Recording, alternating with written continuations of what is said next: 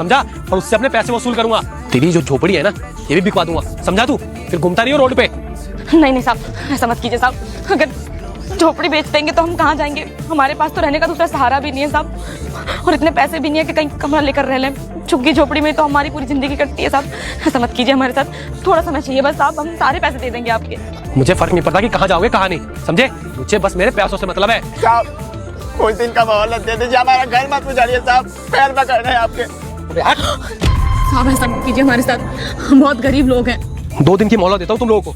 अगर 2 दिन के अंदर मुझे मेरे पैसे नहीं मिले ना, तो तेरी जो झोपड़ी है ना, इसे तुड़वा दूंगा और सारा सामान उठा के ले जाऊंगा, समझा? साहब जी सुनिए तो साहब जी, अब कहाँ करे, कुछ समझ नहीं आ रहा। हमको भी कुछ समझ में नहीं आ रहा, काम तो हमारे पास है ही नहीं, कहाँ से लाएंगे पैसे? सुनिए, इधर आइए। जी साहब। वैसे कितने पैसे उधार लिए आपने उससे, जो इतनी बदतमीजी कर रहा था आप लोगों के साथ? पैसा तो साहब 14,000 रुपया देना है, और हमारे पास एक फुटी कौड़ी नहीं है, 2 वक्त का खाना भी हमें नसीब नहीं होता। 14,000 रुपया कहाँ से दे समझ में नहीं आ रहा, बहुत मुसीबत में है साहब। हमारे बिटवा का तबीयत खराब हुआ था, पैसा ले लिए थे इलाज के लिए। हाँ साहब, बहुत समय से कोशिश कर रहे हैं, नौकरी नहीं लग रहा कहीं पर। हम पहले एक घर में काम करते थे, वो मेम साहब तनख्वाह दिए बिना ही शहर चली गई और आई नहीं वापस लौट कर।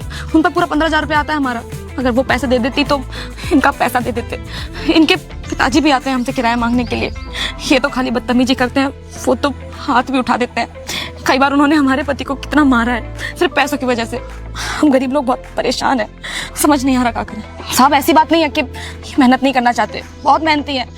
एक ठेकेदार के पास जाते थे काम करने के लिए। तेरी जिंदगी दुखों से भरी हुई है तो घबराना मत, मैं सब ठीक कर दूंगा, लेकिन उसके लिए तुझे मेरी वीडियो को लाइक और चैनल को सब्सक्राइब करना पड़ेगा। और अगर तेरी रगों में एक सच्चे हिंदू का खून बहता है तो कमेंट में जय श्री राम जरूर। उनकी भी ठेकेदारी टूट चुकी है, अब हमारे पास कोई दूसरा रास्ता ही नहीं बचा है, पैसे हैं ही नहीं।